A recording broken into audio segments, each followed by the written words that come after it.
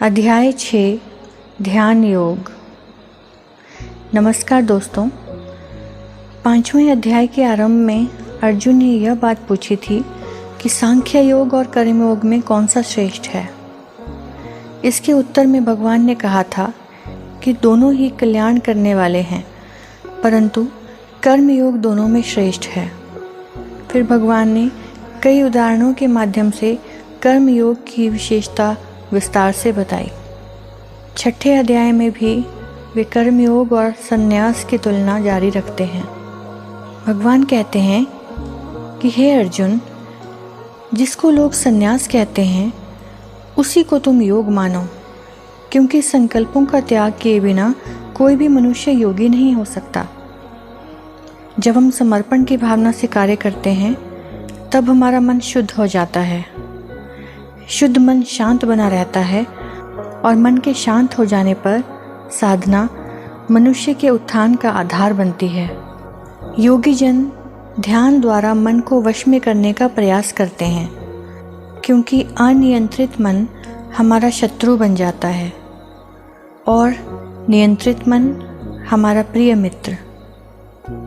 भगवान श्री कृष्ण अर्जुन को सावधान करते हैं कि कठोर तप में लीन रहने से कोई सफलता प्राप्त नहीं कर सकता।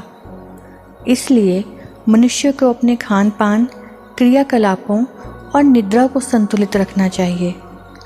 जिस प्रकार से रुकी हुई वायु में दीपक की ज्योति स्थिर रहती है, उसी प्रकार साधक को भी अपना मन स्थिर रखना चाहिए। भगवान श्री कृष्ण कहते हैं, असंशयम महाबाहो मनोदुनिग्रहम चलम अभ्यासेन तु कौन्तेय वैराग्येण च गृह्यते। हे अर्जुन, वास्तव में मन को वश में करना बहुत कठिन है, लेकिन अभ्यास और वैराग्य द्वारा इसे नियंत्रण में लाया जा सकता है। इसलिए मन यदि कहीं भटकने लगे तो हमें वहाँ से इसे वापस लाकर निरंतर भगवान में लगाना चाहिए। जब मन शुद्ध हो जाता है तो दिव्य बन जाता है। आनंद की इसी अवस्था को समाधि कहते हैं। इसके बाद अर्जुन पूछते हैं कि क्या ऐसे साधक को भी मोक्ष मिलता है? तो भगवान कहते हैं, जो मनुष्य भगवत प्राप्ति के लिए प्रयत्न करता है उसका कभी भी पतन नहीं हो सकता। मनुष्य के पूर्व जन्मों का लेखा जोखा रखा जाता है।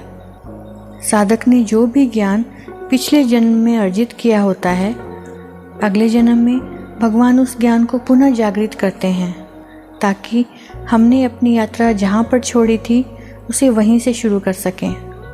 पूर्व जन्मों में किए गए कर्मों के बल से वह साधक वर्तमान जीवन में भगवान तक पहुँचने में समर्थ हो जाता है।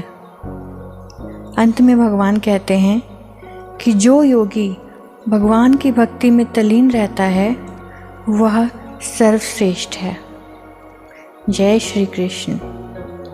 यदि आपको यह वीडियो पसंद आई हो तो कृपया इसे लाइक करें और हाँ, चैनल को सब्सक्राइब करना ना भूलिएगा। धन्यवाद।